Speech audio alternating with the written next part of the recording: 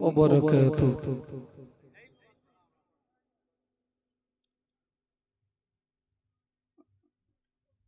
আমি প্রথমত আপনাদের কাছে আমি একটা অনুরোধ রাখছি। আমি দেখছি অনেক ভাইরা আপনারা রাস্তায় দাঁড়িয়ে কষ্ট পাচ্ছেন। আপনারা একটু এসে বসলে মাহফিলটা দেখতেও ভালো লাগে, আর আমরা যারা বক্তা আমাদের দুটো কথা বলতেও সুবিধা হয়। আমার ভাইরা একটু আসুন, বসুন। ঠিক তার পাশাপাশি আমি অনুরোধ করব, যারা মাদ্রাসার আশেপাশে যারা আছেন, যাদের কোনো কাজ নেই, আমি তানাদেরকে অনুরোধ করব আপনারাও মাহফিলে এসে বসুন।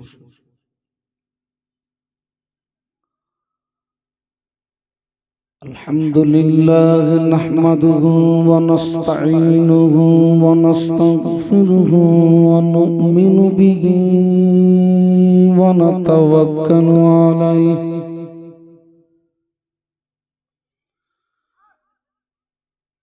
ونعوذ بالله من شرور أنفسنا ومن سيئات أعمالنا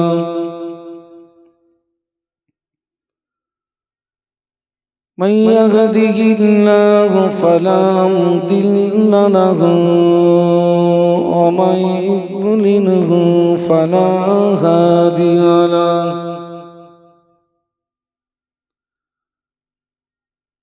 ونشهد أن لا إله إلا الله وحده لا شريك له ونشهد أن سيدنا وحبيبنا ومولانا محمدا عبده ورسوله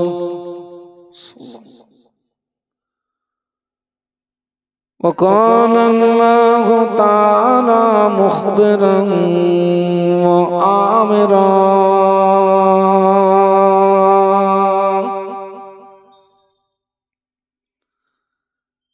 إن الله وملائكته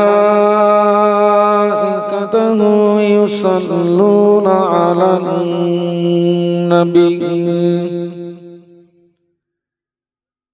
يا أيها الذين آمنوا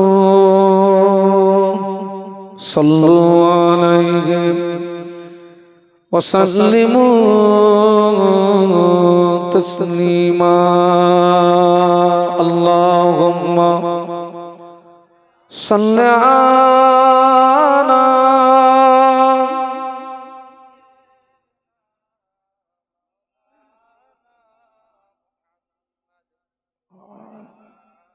سيدنا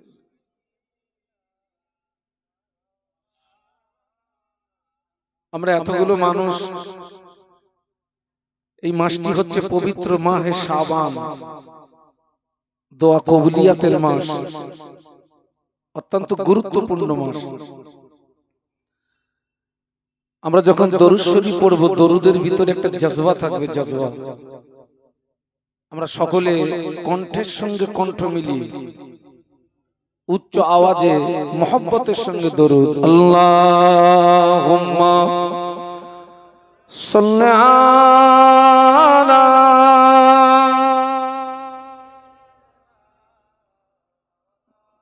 মুহাম্মাদ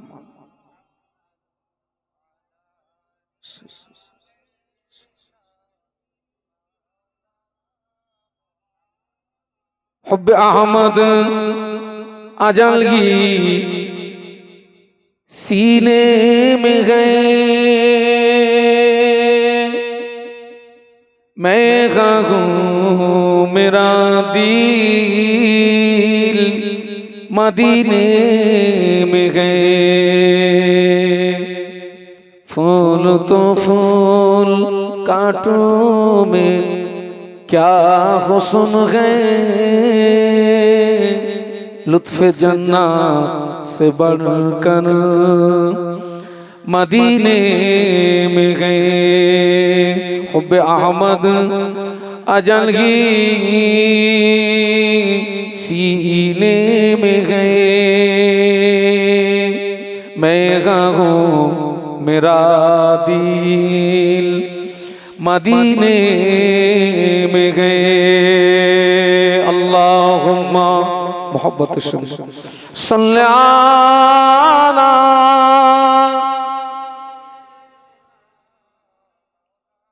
मुहम्मद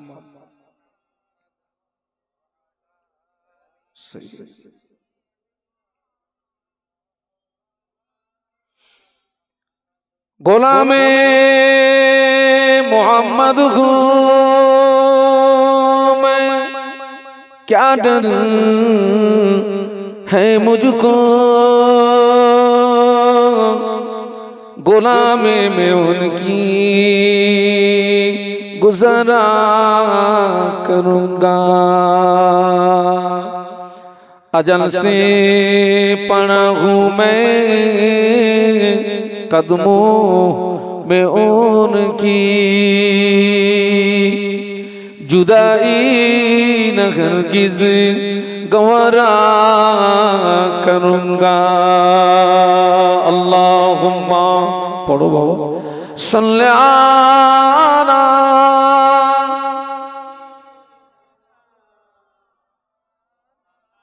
मुहम्मद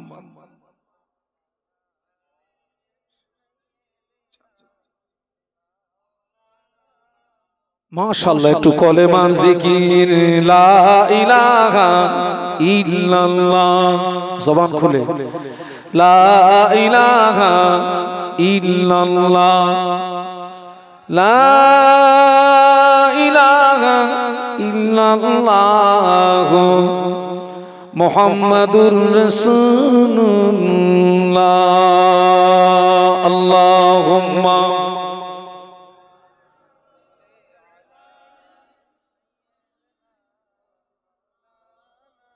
محمد وعلى سيدنا قال الله تعالى في كلامه المجيد الفرقان الحميد بسم الله الرحمن الرحيم قل إن كنتم تحبون الله فاتبعوني يحببكم الله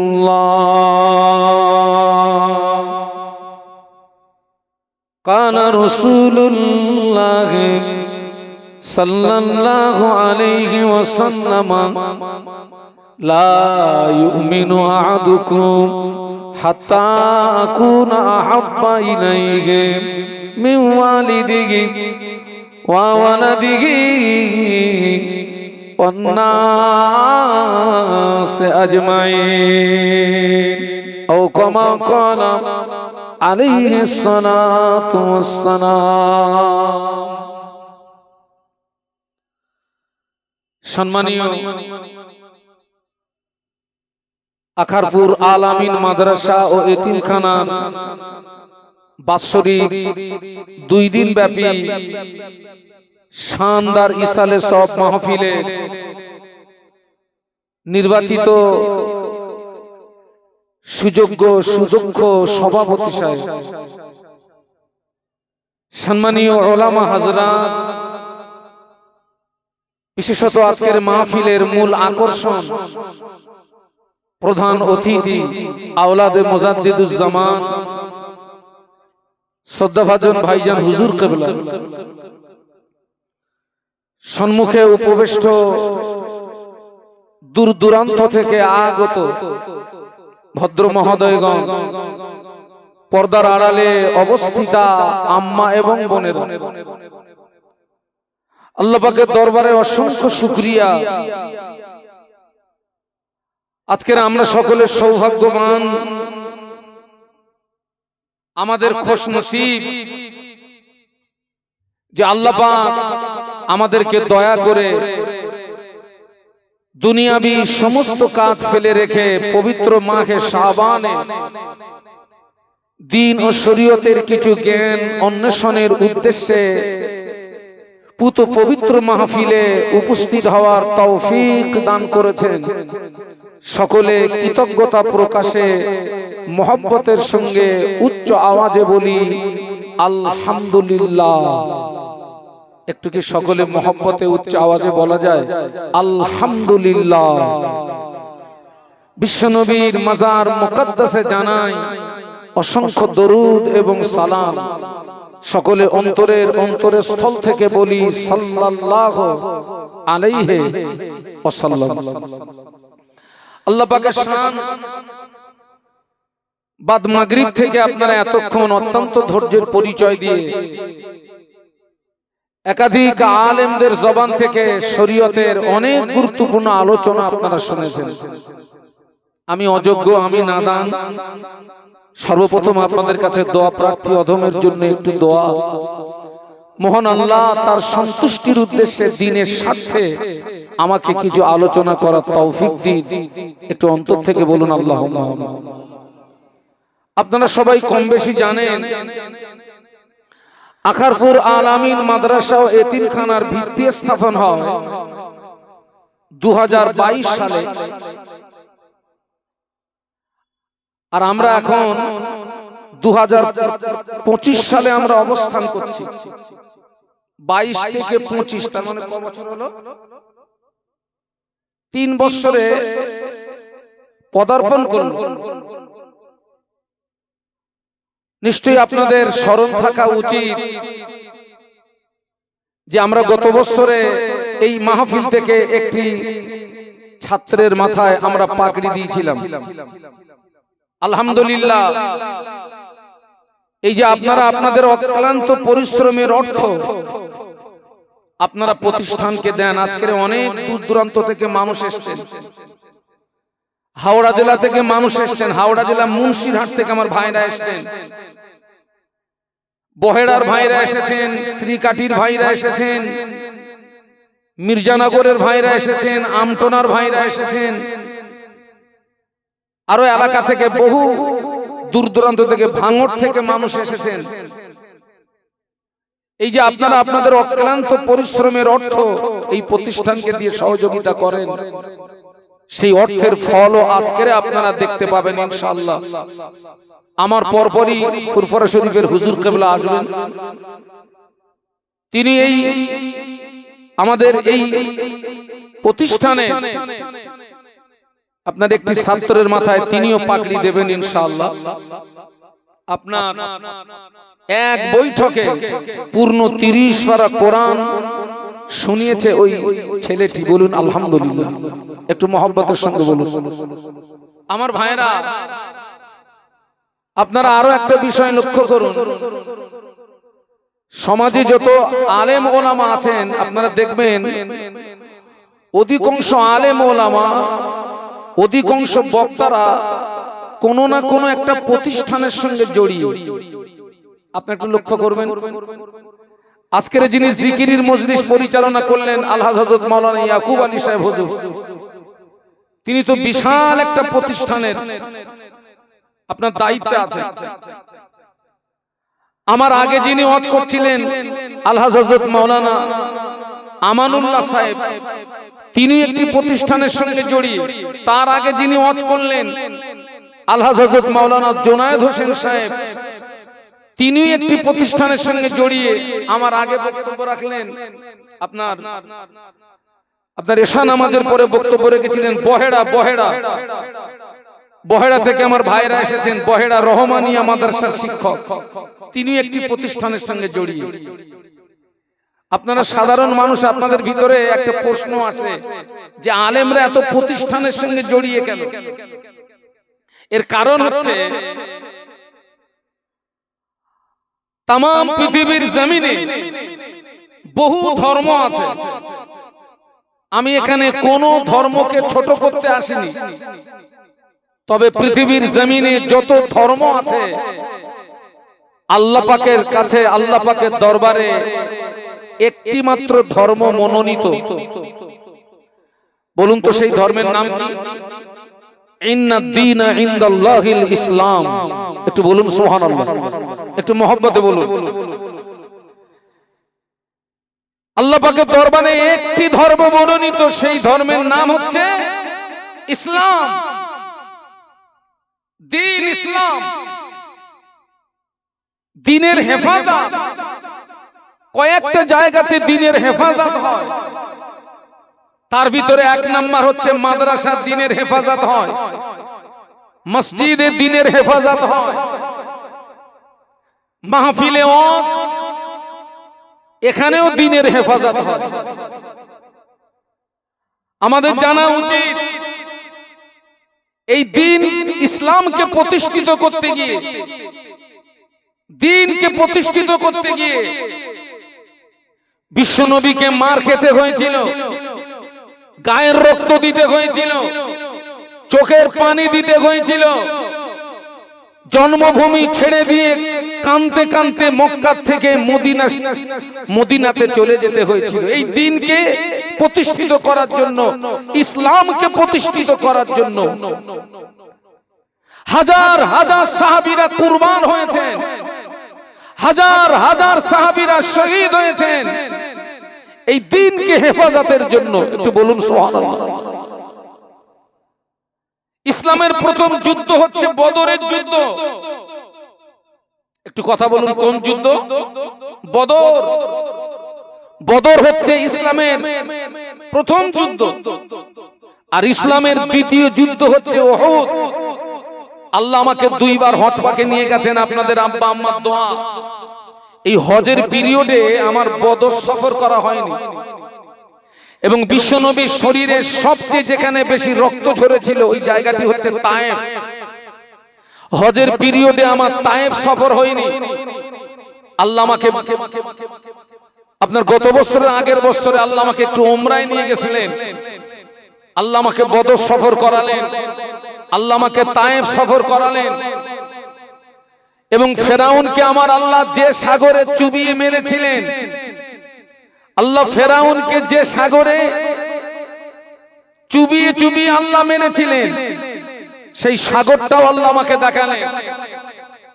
তো ইসলামের প্রথম যুদ্ধ হচ্ছে বদরের যুদ্ধ। এই বদরের যুদ্ধে মুসলমানের সংখ্যা ছিল মাত্র 313। কত সংখ্যা ছিল? কাফেরদের সংখ্যা ছিল 1000। আর এই 1000 ছিল সশস্ত্র, আর 313 ছিল নিরস্ত্র। আল্লাহ নবী মক্কাতে 13 বছর নসিহত করেছেন, মদিনা শরীফে 10 বছর নসিহত করেছেন। মদিনাতে 10 বছর, মক্কাতে 13 বছর। 13 10 কত হলো? 23 বছর। এই 23 বছর রোজ নসিহত করে বুঝিয়ে সুজিয়ে হলো না। আল্লাহ নবীর সবচেয়ে জানের দুশমন ছিল আবু জাহাল। এই আবু জাহালের নেতৃত্বে বদরের ময়দানে আবু জাহাল 1000 সৈন্য নিয়ে, বিশাল ক্ষমতা নিয়ে বদরের ময়দানে এসেছে। আবু জাহাল হুঙ্কার দিচ্ছে মদিনা উড়িয়ে দেব, আবু জাহাল হুঙ্কার দিচ্ছে দ্বীন মিটিয়ে দেব, আবু জাহাল হুঙ্কার দিচ্ছে মুহাম্মদকে মিটিয়ে দেব। বদরের যুদ্ধ ছিল মুসলমানদের টিকে থাকার যুদ্ধ। বদরের যুদ্ধ ছিল মুসলমানদের টিকে থাকার যুদ্ধ। এবং এই বদরের যুদ্ধে মুসলমানরা যদি হেরে যেত, দ্বীন ইসলাম ও পর্যন্তই সমাপ্ত হয়ে যেত। আমরা দ্বীন পেতাম না, আমরা ইসলাম পেতাম না, আমরা কোরআন পেতাম না, আমরা হাদিস পেতাম না, আমরা কিছুই পেতাম না। আল্লাহ পাক নবীকে আদেশ করলেন, হাবিব হাবিব আর ওয়াজ নসিহত করে বুঝিয়ে সুজিয়ে হবে না, ময়দানে আসতে হবে, ময়দানে আসতে হবে, আবু জাহালের মোকাবেলা করতে হবে, লড়াইয়ের ময়দানে আসতে হবে। আল্লাহ নবী খুব চিন্তিত হয়ে গেলেন। এই যে সাহাবীদের নিয়ে আল্লাহর নবী বদরের ময়দানে আসবেন, এই 313 এনারা সবেমাত্র মক্কা থেকে হিজরত করে মদিনাতে এসেছেন। ঘর হারা, ভিটে হারা, আব্বা হারা, মা হারা, সন্তান হারা। তারা সবেমাত্র মক্কা থেকে মদিনাতে হিজরত করেছে। তারা সবাই দুর্বল, তারা সবাই অসহায়।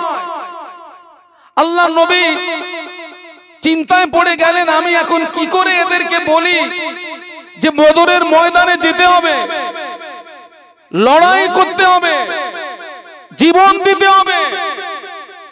এরা যদি আমাকে রেখে চলে যায়, এরা যদি আমাকে রেখে পালিয়ে যায়, ইসলাম তো এ পর্যন্ত সমাপ্ত হয়ে যাবে, ইসলাম তো এ পর্যন্ত কবর হয়ে যাবে। আহা, আল্লাহ নবী সাহাবীদেরকে ডাকলেন। আল্লাহ নবী সাহাবীদেরকে ডেকে বলেছিলেন, ও আমার সাহাবীরা, আল্লাহ পাক আমাকে আদেশ করেছেন বদরের ময়দানে যেতে হবে। আল্লাহ পাক আমাকে আদেশ করেছেন বদরের ময়দানে যেতে হবে, লড়াই করতে হবে, দ্বীন ইসলামকে জিন্দা করতে হবে।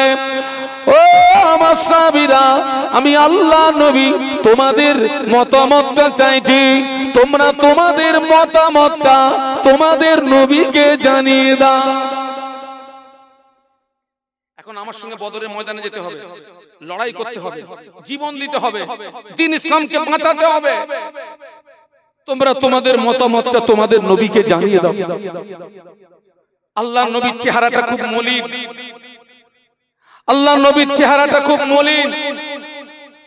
সাহাবীরা যদি আমাকে রেখে চলে যায়, মুসা আলাইহিস সালামের উম্মতরা যেমন বলেছিল আপনি আর আপনার খোদা গিয়ে যুদ্ধ করুন, এরা যদি আমাকে ওই রকম কিছু বলে, ইসলাম তো এ পর্যন্ত কবর হয়ে যাবে, ইসলাম তো এ পর্যন্ত সমাপ্ত হয়ে যাবে। সাহাবীরা ঘর হারা, ভিটে হারা, আব্বা হারা, মা হারা, বিবি হারা, সন্তান হারা। সাহাবীরা ওই সময় বলেছিলেন, ইয়া রাসূলুল্লাহ, হাবিবাল্লাহ, জোর আপনি ঘাবড়াবেন না, জোর আপনি ভয় পাবেন না, হুজুর আপনি আমাদেরকে নিয়ে ময়দানে চলুন। আমরা আপনার সামনে, আপনার পিছনে, আপনার ডায়ে, আপনার বাঁয়ে, সর্বক্ষণ আমরা যুদ্ধের ময়দানে আপনার সঙ্গী হয়ে থাকব। জোরে বলতে পারলেন না? আল্লাহ নবী যে টেনশন করছিলেন, ভাবছিলেন এরা যদি আমাকে দেখে পালিয়ে যায়, সেই সাহাবীরা বলছেন, জোর আপনি ঘাবড়াবেন না, হুজুর আপনি ভয় পাবেন না, হুজুর আপনি টেনশন নেবেন না, হুজুর আপনি আমাদেরকে নিয়ে ময়দানে চলুন। আমরা আপনার সামনে, আপনার পিছনে, আপনার ডায়ে, আপনার বাঁয়ে, সর্বক্ষণ আপনার সঙ্গী হয়ে থাকব। একটু মহব্বতে বলা যাবে? আর একটু আওয়াজ দেওয়া যাবে? একটু তাকবীর দেন তো, নারায়ে তাকবীর। আর একটু মহব্বতের সঙ্গে বলুন, নারায়ে তাকবীর। আল্লাহু আকবার। আল্লাহর নবী খুশিতে মুচকে হেসে ফেললেন। একটু বলুন না সুবহানাল্লাহ। আল্লাহর নবীর চেহারায় একটা হাসির ঝলক ভেসে আসে, খুশিতে বাগে বাগ হয়ে গেলেন। আল্লাহ নবী বলেছেন, লা ইউমিনু আহাদুকুম হাত্তা কুনা আব্বা ইলাইহি মিন ওয়ালিদিহি ওয়া ওয়ালাদিহি ওয়ান নাস আজমাইন। আল্লাহ নবী বললেন, তোমরা ততক্ষণ পূর্ণাঙ্গ মুসলমান হতে পারবে না যতক্ষণ না পর্যন্ত তোমাদের পিতা, তোমাদের সন্তান, সমস্ত মানুষ অপেক্ষা আমি রাসূলুল্লাহ আমাকে না ভালোবাসবে, ততক্ষণ পর্যন্ত পূর্ণাঙ্গ মুসলমান হতে পারবে না। সেই সাহাবীরা তাদের সন্তান অপেক্ষা, বিবি অপেক্ষা, পিতা অপেক্ষা তারা আল্লাহর নবীকে বড় ভালোবেসেছিলেন। আপনি আমাদের নিয়ে চলুন। আল্লাহর নবী সাহাবীদেরকে নিয়ে আপনার বদরের ময়দানে রওনা হলেন। আল্লাহর নবী রওনা হলেন। বদরের ময়দানে গিয়ে বিশ্ব নবী সাহাবীরা তাবু গাড়লেন।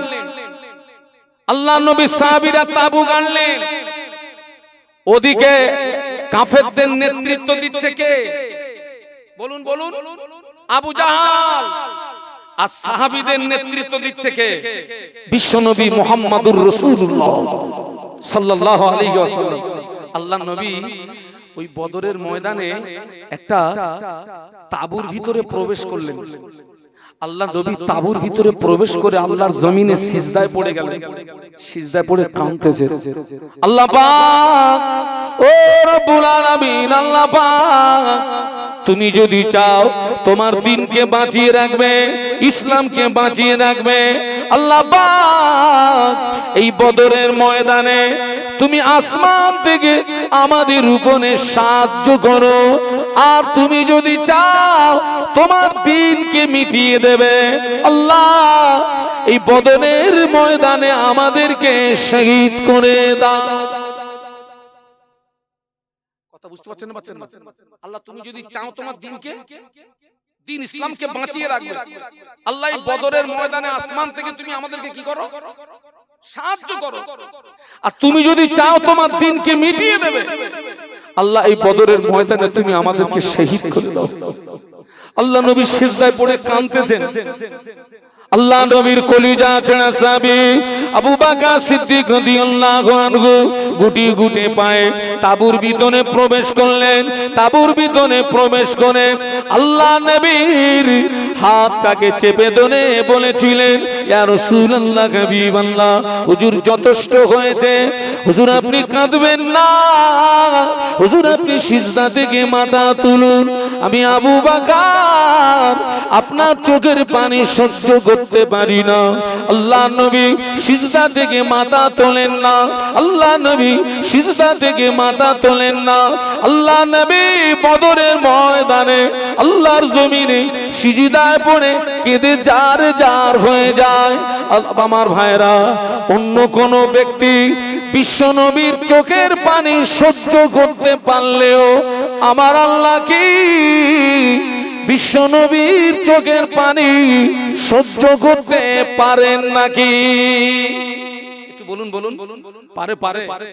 মুসা আলাইহিস সালাম, ঈসা আলাইহিস সালাম, নূহ আলাইহিস সালাম, দাউদ আলাইহিস সালাম, লূত আলাইহিস সালাম, এনারা আল্লাহ যে কাজে রাজি, মুসা নবী ওই কাজে রাজি। আল্লাহ যে কাজে রাজি, নূহ নবী ওই কাজে রাজি। আল্লাহ যে কাজে রাজি, দাউদ নবী ওই কাজে রাজি। আল্লাহ যে কাজে রাজি, ঈসা আলাইহিস সালাম ওই কাজে রাজি।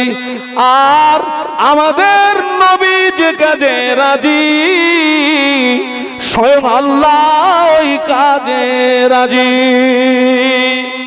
মহব্বতে বলতে পারলেন না?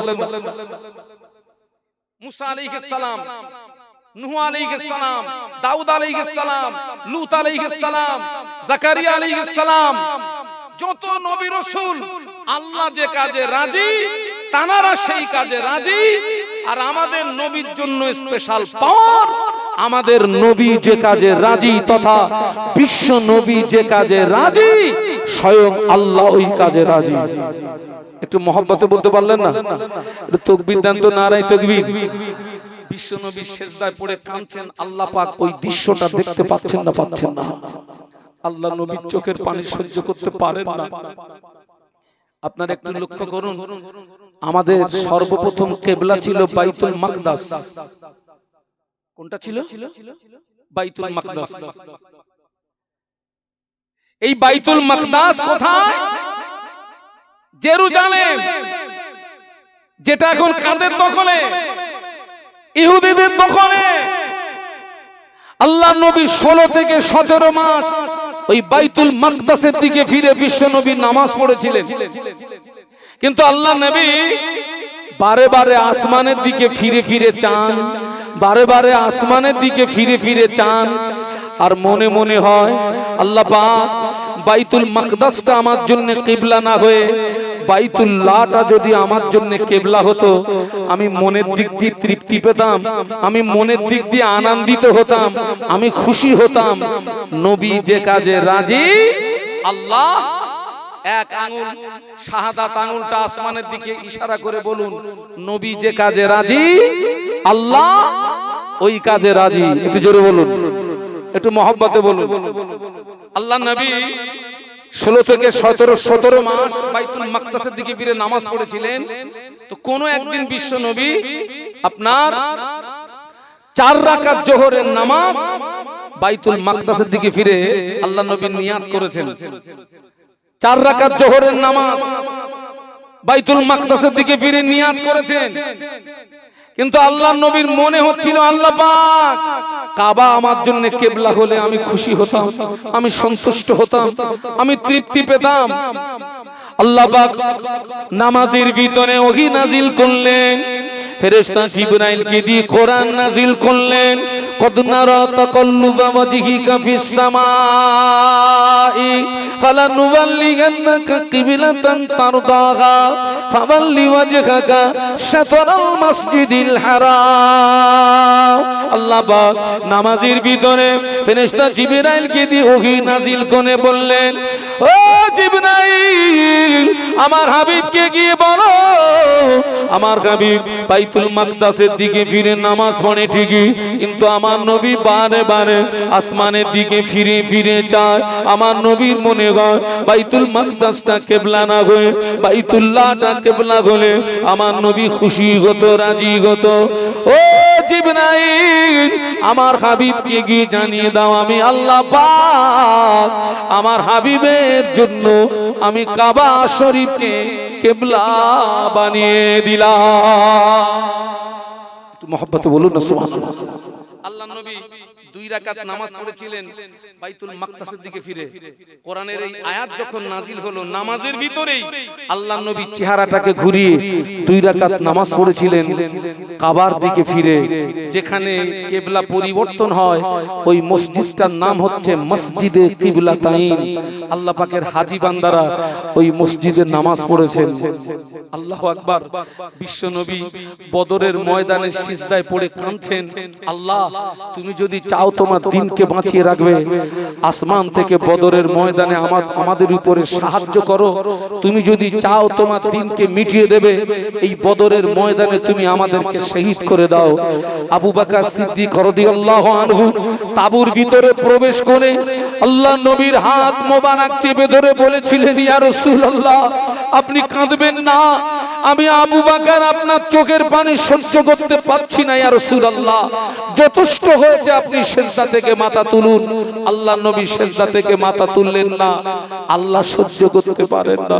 আল্লাহ জিবরাইলকে ডাকেন, ও জিবরাইল, আমার হাবিবের কাছে চলে যাও, আমার হাবিবকে গিয়ে শুনিয়ে দাও, আমার হাবিবকে গিয়ে বলে দাও, আমি আল্লাহ পাক আজ বদরের ময়দানে আমি আল্লাহ পাক আমার হাবিবকে একা ছেড়ে দিই না, স্বয়ং আমি আল্লাহ আমার হাবিবের সঙ্গেই আছি।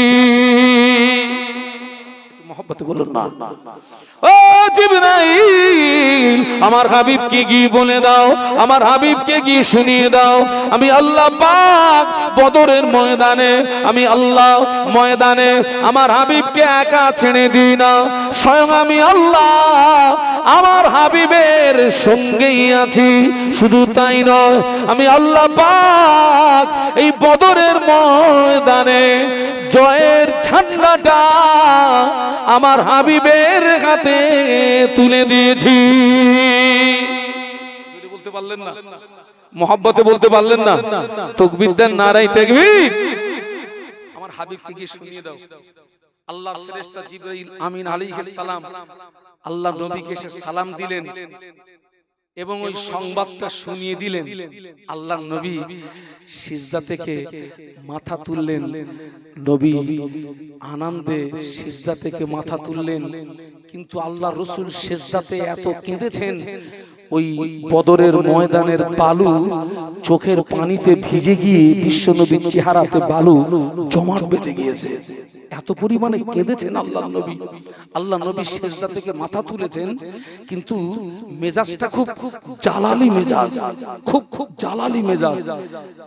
আমার দিকে লক্ষ্য করুন, আবু জাহাল বিশাল ক্ষমতা নিয়ে নেমেছে, বিশাল ক্ষমতা, প্রচন্ড ক্ষমতা নিয়ে নেমেছে।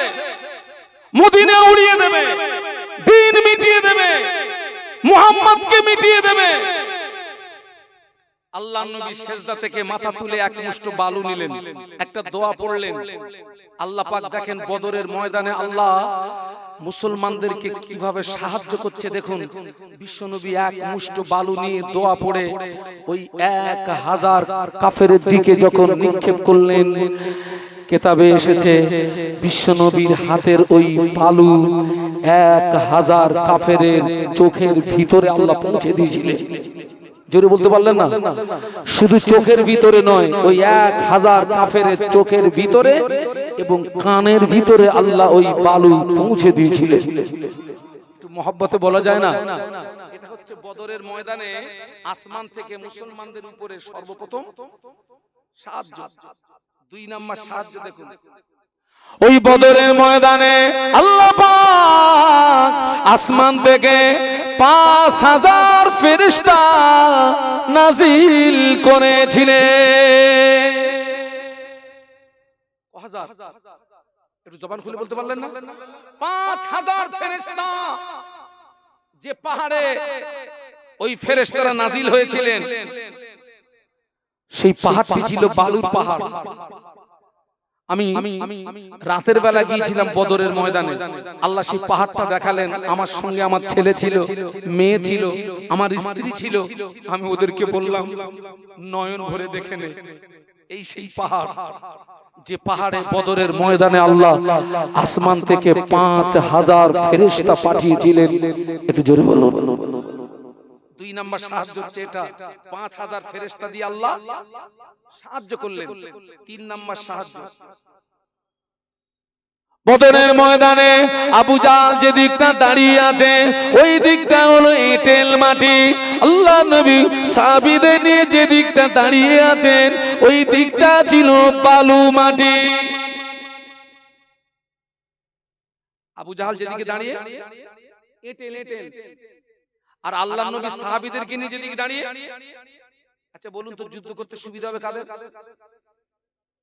কোনটা কোনটা? না, এঁটেল মাটি। কারণ বালু মানে সেখানে পা কি হবে? পা দেবে যাচ্ছে, সোয়ারীদের পা গুলো দেবে যাচ্ছে। আর এঁটেল মাটি মানে টাইট মাটি, ওদের সুবিধা হবে। বদরের ময়দানে 3 নাম্বার সাহায্য আল্লাহ পাক 17ই রমজান বদরের ময়দানে আল্লাহ পাক আসমান থেকে রহমতের পানি দিয়ে বিশ্বনবীর পায়ের নিচের মাটি মজবুত করে দিয়েছিলেন। জোরে বলতে পারলে না? বালুতে যদি পানি পড়ে কি হবে? টাইট হবে। আর এঁটেল মাটিতে পানি পড়লে স্লিপ স্লিপ স্লিপ। একটু সুবহানাল্লাহ বলা যায় না? জোরে বলা যায় না? ও আমার ভাইরা, ওই বদরের ময়দানে আল্লাহ নবী যে সাহাবীদেরকে যুদ্ধের, আল্লাহ নবী যুদ্ধের পারমিশন যাদেরকে দিতেন দুটো বিষয় দেখতেন। একটা দেখতেন বয়স, 2 নাম্বার দেখতেন হাইট। যে সাহাবীদেরকে যুদ্ধের পারমিশন দিতেন আল্লাহ নবী দুটো বিষয় দেখতেন। 1 নাম্বার কি দেখতেন? বয়স। 2 নাম্বার হাইট। ওই বদরের ময়দানে কোন সাহাবী হাইটে শর্ট হয়ে যাচ্ছে, কিতাবের ভিতরে এসেছে ওই সাহাবীরা পায়ের আঙ্গুলের উপরে ভর করে পায়ের গুরুমুড়িটাকে উঁচু করে নিজের শরীরের হাইটটাকে বাড়িয়ে দিয়েছিলেন যাতে যুদ্ধের পারমিশনটা পেয়ে যাই। একটু জোরে বলা যায় না? সাহাবীদের ঈমান আর আমাদের ঈমান এক? হ্যাঁ, আরে হাইটে শর্ট হয়ে যাচ্ছে তো সাহাবীরা পায়ের আঙ্গুলের উপরে ভর দিয়ে গুড়মুড়িটাকে উঁচু করে শরীরের হাইটটাকে বাড়িয়ে দিলেন যাতে বিশ্বনবী আমাদের যুদ্ধের পারমিশন দিয়ে দেয়। একটু জোরে বলুন। ও ভাইরা, ওই বদরের ময়দানে 2 তরুণ মায এবং মুআওয়াজ রাদিয়াল্লাহু তাআলা আনহুমা দুই তরুণ আল্লাহ নবীর সামনে দাঁড়িয়ে গিয়ে আল্লাহ নবীকে সালাম দিয়ে বলেছিলেন, ইয়া রাসূলুল্লাহ, হাবিবাল্লাহ, আমাদের সামনে দিয়ে আমাদের বাপ চাচারা সব যুদ্ধে চলে গেল, হুজুর আমাদের যুদ্ধে যাওয়া হলো না। ইয়া রাসূলুল্লাহ, হাবিবাল্লাহ, হুজুর আপনি আমাদের অনুমতি দিন, আমরা যুদ্ধে যাব, শহীদ হব, আমরা যুদ্ধে যাব, শহীদ হব। আল্লাহ নবী বললেন, তোমাদের কি করে অনুমতি দিই, তোমাদের বয়সটা বড় কাঁচা, দুই তরুণকে দে, যা রে যা, জোর আপনি আমাদের অনুমতি দিন, আমরা যুদ্ধে যাব, শহীদ হব। আল্লাহ নবী দুই তরুণের কান্না সহ্য করতে না পেরে আল্লাহ নবী বললেন, বেশ, তোমরা দুইজন একটু কুস্তি লড়ো, যে জিতে যাবে পারমিশন পেয়ে যাবে, যে জিতে যাবে পারমিশন পেয়ে যাবে। হযরত মাজ বড়, মুআওয়াজ ছোট। মুআওয়াজ মাজের কানে কানে বলে, ভাই তুই তো আমাকে এক ধাক্কায় ফেলে দিবি ভাই, আল্লাহর নামের কসম করে বলি, দ্বিতীয়বারে আমি যখন তোকে ধরবো তুই একটু ইচ্ছা করে পড়ে যাবি, তা না হলে আমি যুদ্ধের পারমিশন পাবো না। আল্লাহ নবী দুই তরুণের মনের ভাব বুঝতে পেরে আল্লাহ নবী দুই তরুণকে যুদ্ধের অনুমতি দিয়ে দিলেন। একটু জোরে বলা যায় না, একটু মহব্বতে বলা যায় না? দুই তরুণ যুদ্ধের ময়দানে নেমে আল্লাহ নবী সাহাবী আব্দুর রহমান ইবনে আওফ রাদিয়াল্লাহু আনহু বলেন, আমি বিশাল এই যুদ্ধে দুই তরুণকে দেখে আমি আশ্চর্য হয়ে গেলাম, আমি অবাক হয়ে গেলাম। বিশাল এই যুদ্ধে দুই তরুণকে দেখে আমি আশ্চর্য হয়ে গেলাম, অবাক হয়ে গেলাম। ওই দুই তরুণ গুটি গুটি পায় নবী সাহাবীর নিকটস্থ গিয়ে সালাম দিয়ে বলেছিলেন, ও চাচা যান, চাচা যান, চাচা যান, আমরা মদিনার আনসারের ছেলে, চাচা যান, আমরা মদিনার আনসারের ছেলে। আমরা শুনেছি বিশ্ব নবীকে আবু জাহল সবচেয়ে বেশি কষ্ট দিয়েছে। ও চাচা যান, আপনি একটু দেখিয়ে দেন না আবু জাহল কোনটা, আমাদের নবীর দুশমন কোনটা, আমাদের নবীর শত্রু কোনটা। ও চাচা যান, এই যুদ্ধের ময়দানে আবু জাহল কোনটা একটু দেখিয়ে দেন, আমরা বাড়ির থেকে নিয়াত করে এসেছি, হয় আবু জাহলকে মারবো, তা না হলে আমরা মরবো, হয় আবু জাহলকে মারবো, তা না হলে আমরা মরবো। নিয়ত করে এসেছি, যুদ্ধের ময়দান ছেড়ে পালাবো না। যদি বলতে পারলেন না। নবী সাহাবী বলে, আমি অবাক হয়ে গেলাম, আমি আশ্চর্য হয়ে গেলাম। নবী সাহাবী বলেন, আমি দূরে তাকিয়ে দেখি আবু জাহল নজরে পড়ে গেল। আমি দেখিয়ে দিলাম, ওই যে দূরে দেখতে পাওয়া যায় আবু জাহল। বলার সঙ্গে সঙ্গে হযরত মাজ এবং মুআওয়াজ রাদিয়াল্লাহু আনহুমা সিংহের মতো ছুটে, সিংহের মতো গর্জন করে ছুটে গিয়ে আবু জাহলকে ঘিরে ফেলেছে। আবু জাহলকে ঘিরে ফেলে দুই তরুণ তলোয়ার চালায়, আবু জাহলও পাল্টা তলোয়ার চালায়, দুই তরুণ তলোয়ার চালায়, আবু জাহলও পাল্টা তলোয়ার চালায়। নবী সাহাবী বলেন, আমি নজর করে দেখলাম আবু জাহল হযরত মাজের বাম হাতে তলোয়ারের আঘাত করলো, বাম হাতটা কেটে গিয়ে বগলের চামড়ার সঙ্গে হাতটা ঝুলে গিয়েছে। হযরত মাজ রাদিয়াল্লাহু আনহু বাম হাতটা কেটে গিয়ে বগলের চামড়ার সঙ্গে হাতটা ঝুলে গিয়েছে। নবী সাহাবী বলে, আমি দেখি হযরত মাজ ডান হাত দিয়ে তলোয়ার চালাচ্ছে, কিন্তু ওই কাটা ঝোলা বাম হাতটা সামনে ডিস্টার্ব করছে। নবী সাহাবী বলে, আমি নজর করে দেখতে পেলাম হযরত মাজ নিজের কাটা ঝোলা হাতটা পায়ের নিচে চাপ দিয়ে আল্লাহু আকবার বলে একটা হুঙ্কার দিয়ে নিজের কাটা ঝোলা হাতটা একটা টান মেরে ছিঁড়ে ফেলে দিয়ে ডান হাতের তলোয়ার দিয়ে আবু জাহলকে জাহান্নামের টিকিট কেটে পাঠিয়ে দিয়েছে। দিনকে হেফাজত করতে গিয়ে, ইসলামকে হেফাজত করতে গিয়ে,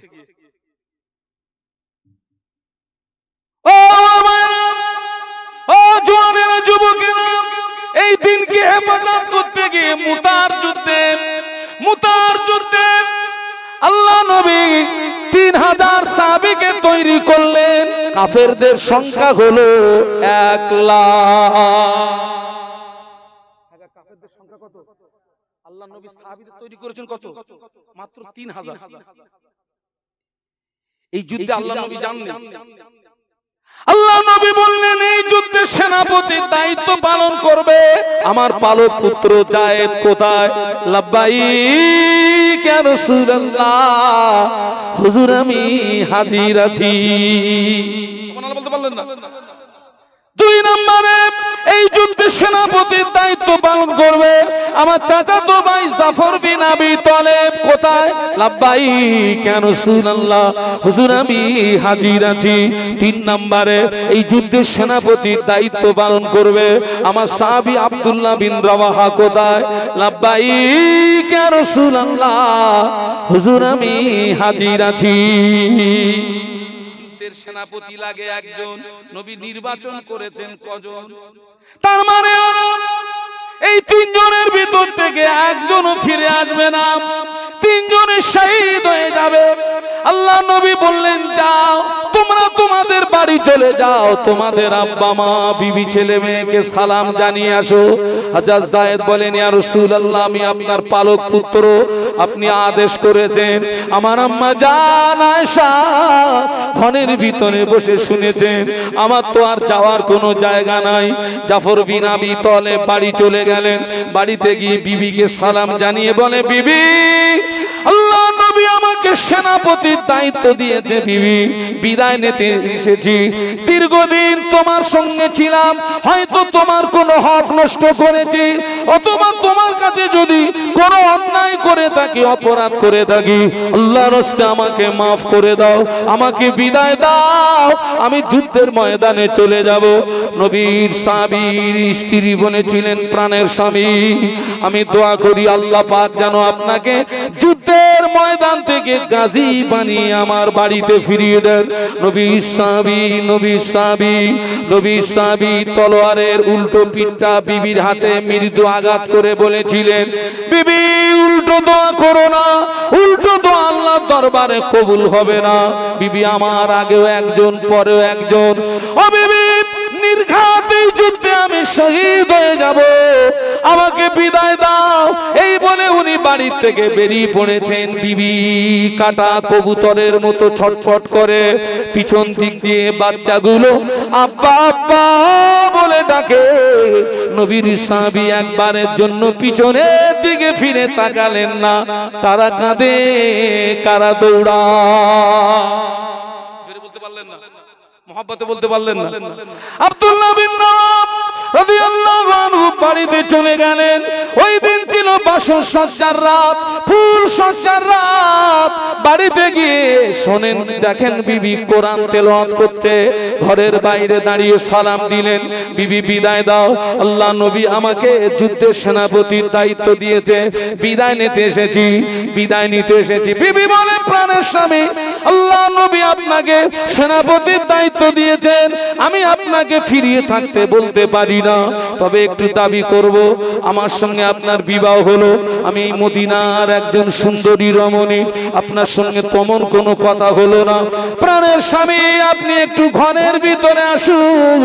নবী সাহাবী বলেছিলেন বিবি ঘরের ভিতরে যাব না, ঘরের ভিতরে দেখলে, ঘরের ভিতরে গেলে তোমাকে দেখলে আমার মনে ভালোবাসা জন্মাবে, প্রেম জন্মাবে।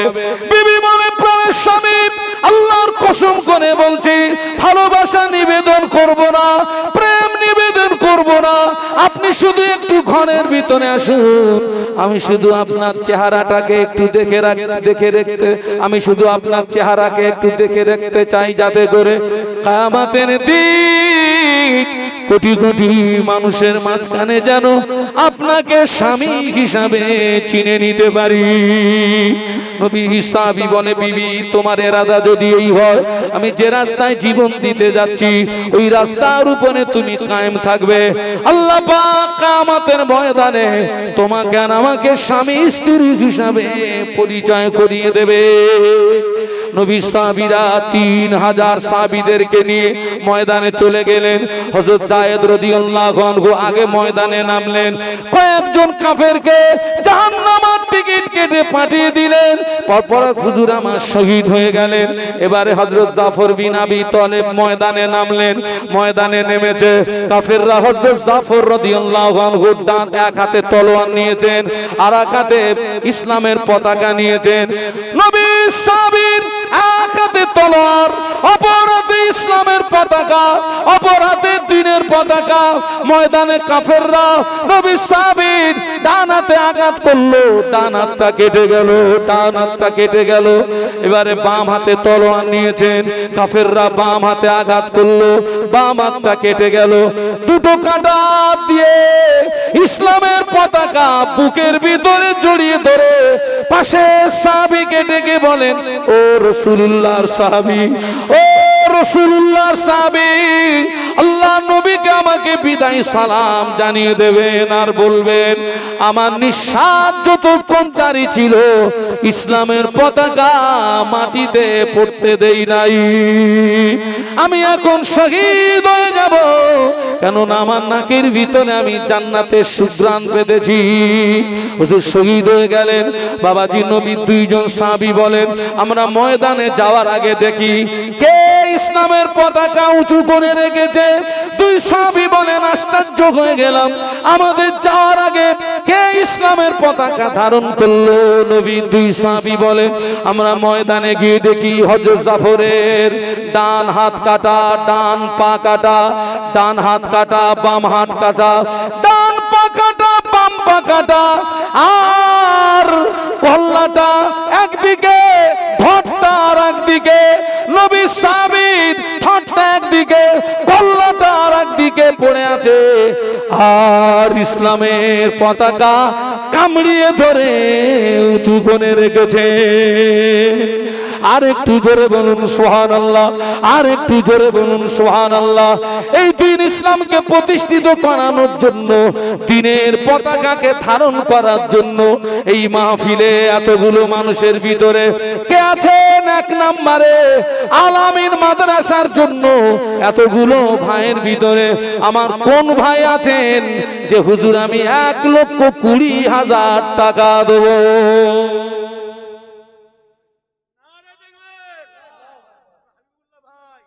নারাই তাকবীর, নারাই তাকবীর। তাকবীর দেন না নারাই তাকবীর? জোরে বলুন না নারাই তাকবীর। আমার আমটোনা থেকে এসেছেন আমার হাবিবুল্লাহ ভাই, বলুন জিন্দাবাদ। জোরে বলুন জিন্দাবাদ। আপনারা খুশি না বেজার? খুশি মানে বিশাল খুশির কি তাকবীর এইরকম হয়? আমার তো একটা গোসল হয়ে গেছে অটোমেটিক। আপনারা একটু গোসল করেন, একটু তাকবীর দেন তো নারাই তাকবীর। আরো জোরে বলুন তো নারাই তাকবীর। আমার হাবিবুল্লাহ ভাই বলুন জিন্দাবাদ, আমার হাবিবুল্লাহ ভাই বলুন জিন্দাবাদ।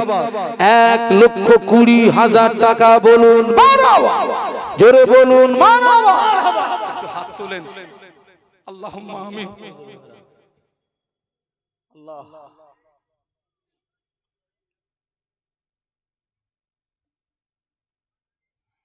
আল্লাহ এই দানটা আপনি কবুল করুন, আমিন। উদ্দেশ্যকে সফল করুন। আমার ভাইয়ের হায়াতে বরকত দিন, তার স্ত্রী, তার কন্যা, তার পিতা মাতা সবাইকে সুস্থ জীবন দান করুন।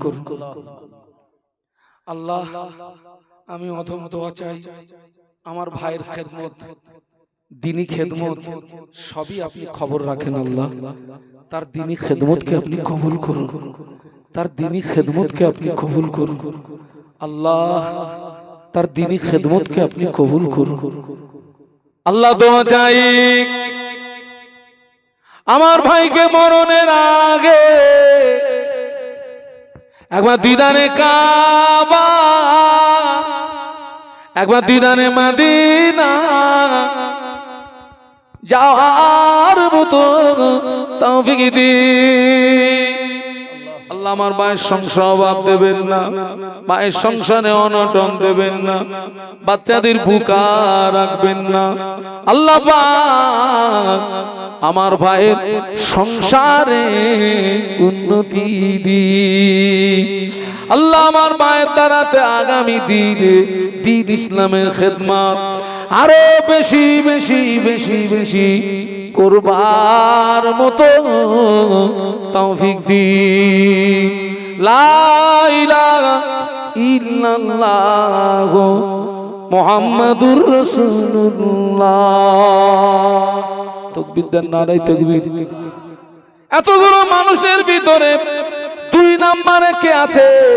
কোন ভাই আছেন? এতগুলো মানুষের ভিতরে আমি বেশি চাইবো না, 50,000 টাকা চাচ্ছি যে হুজুর আমি 2 নম্বরে 50,000 টাকা দেবো। আমি বেশি চাইবো না, কারণ এই সময় অনেক মানুষ আর্থিক দিক দিয়ে বড় দুর্বল। এতগুলো মানুষ, এতগুলো ভাইরা আমার আছেন। কোন ভাই আছেন? 2 নম্বরে হুজুর আমি 50,000 টাকা দেবো কোরআনের শিক্ষাকে প্রতিষ্ঠিত করার জন্য, দ্বীনকে হেফাজত করার জন্য, দ্বীনকে বাঁচানোর জন্য। 2 নম্বরে 50,000 টাকা। কোন ভাই আছেন একটু তাড়াতাড়ি বলুন। আমার অনেক ভাইরা এসেছেন, অনেক ব্যবসায়ী ভাইরা এসেছেন, দূর দূরান্ত থেকে এসেছেন আমার ভাইরা। আল্লাহ আপনাদের দানায় দানায় বরকত দেবে, আল্লাহ আপনাদের হালাল রুজিতে বরকত দেবে। আপনারা একটা কথা শুনে রাখবেন, কিয়ামতের ময়দানে কোন নবী আল্লাহ পাকের অনুমতি ব্যতীত সুপারিশ করতে পারবেন না। আবার বলছি, কিয়ামতের ময়দানে কোন নবী এবং রাসূল আল্লাহর অনুমতি ছাড়া সুপারিশ করতে পারবেন না। স্বয়ং আমাদের নবী বিশ্ব নবী মুহাম্মদুর রাসূলুল্লাহ সাল্লাল্লাহু আলাইহি ওয়াসাল্লাম জি, তিনি উম্মতের জন্য সুপারিশ করতে গিয়ে সিজদায় পড়ে কাঁদতে হবে। আল্লাহর নবী সিজদায় পড়ে কাঁদবেন, আল্লাহ বলবেন হাবিব আপনি সিজদা থেকে মাথা তুলুন, কি চাওয়ার চান, আজকের দিনে আমি আল্লাহ আপনার দরখাস্তকে কবুল করে নেব। বলুন সুবহানাল্লাহ। ওই যে আল্লাহ বলবেন সিজদা থেকে মাথা তুলুন, কি চাওয়ার চান, এটাই হচ্ছে আল্লাহর পক্ষ থেকে বিশ্ব নবীকে অনুমতি দেওয়া হলো।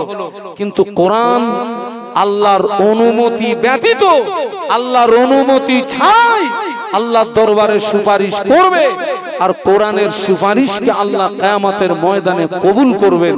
একটু জোরে বলুন, আরো জোরে বলুন। আমি 2 মিনিট সময় দেব, 2 মিনিটের ভিতরে 50,000 টাকা। কোন ভাই আছেন? মাত্র 2 মিনিট সময়। আমার এখানে অনেক ভাইরা আছেন, দূরে দারাজে আছেন, কোরআনের শিক্ষাকে প্রতিষ্ঠিত করার জন্য, কোরআনের শিক্ষাকে বাঁচিয়ে রাখার জন্য, দ্বীনকে হেফাজত করতে গিয়ে আল্লাহ আপনাকে যে অর্থ দিয়েছে, ওই অর্থ থেকে 2 নম্বরে 50,000 টাকার ওয়াদা রেখেছি আমি। 50,000 টাকার দাবি রেখেছি আমি। কোন ভাই আছেন একটু বলুন। আল্লাহ 2 মিনিট হয়ে গেলে আমাকে বলবে, আমি 2 মিনিট সময় দেব। এতগুলো ভাইরা এখানে আছেন, 50,000 টাকা। আমি প্রথমে চেয়েছি 1,20,000। আমি কিন্তু চাইতাম যে একটা জোড়া হোক, আমি সেটাও চাইনি। আমি অনেকটা ডিগ্রি নিচে নেমে এসেছি, অনেক ডিগ্রি আমি নিচে নেমে এসেছি। 50,000 টাকা। 2 মিনিট সময়, ক মিনিট হয়েছে? আল্লাহর রাস্তায় একটু বলেন, কোন ভাই আছেন? আশেপাশে দূরে দারাজে অনেক ভাইরা আছেন। শাবান মাস, দোয়া কবুলিয়াতের মাস। এতগুলো মানুষ আমিন বলবে, একজনের আমিন যদি কবুল হয়ে যায়, একজনের আমিন যদি কবুল হয়ে যায়, বিশ্বাস করুন আপনার নসিবটা বুলন্দ হয়ে যাবে। শাবান মাস, দোয়া কবুলিয়াতের মাস। একটু আল্লাহর রাস্তায় বলুন।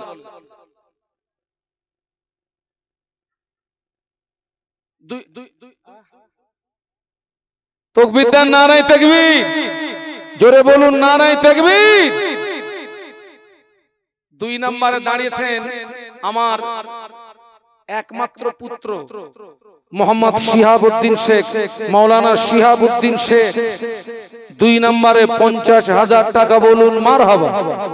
একটু জোরে বলুন না মারহাবা, একটু জোরে বলুন না মারহাবা। আপনারা খুশি না বেজার? একটু খুশি তাকবীর দেন তো, নারায়ে তাকবীর। একটু জোরে বলুন তো, নারায়ে তাকবীর। মাওলানা শিহাবুদ্দিন সাহেব 50,000 টাকা বলুন মারহাবা, জোরে বলুন মারহাবা। একটু হাত তোলেন, আল্লাহুম্মা আমিন। আল্লাহ পাক আপনার বান্দার ওয়াদা কবুল করুন, মনের আশা পূর্ণ করুন। আল্লাহ পাক পবিত্র শাবান মাসে এতগুলো মানুষকে নিয়ে দোয়া চাই। আল্লাহ পাক মোহাম্মদ শিহাবুদ্দিনকে আপনি দিনের খাঁটি আলেম বানিয়ে দেবেন, মুজাদ্দিদুজ জামানের সিলসিলার খাদেম বানিয়ে দেবে। আল্লাহ পাক ওর দ্বারাতে দ্বীন ইসলামের খেদমত, সিলসিলার খেদমত আরো বেশি বেশি বেশি বেশি করবার মতো তৌফিক দিক। লা ইলাহা ইল্লাল্লাহ মুহাম্মাদুর রাসূলুল্লাহ। আল্লাহু আকবার। আরো জোরে বলুন নারায়ে তাকবীর। আমি 1 নম্বরে 20,000 টাকা চাচ্ছি, 20,000 টাকা। 3 নম্বরে 20,000 টাকা।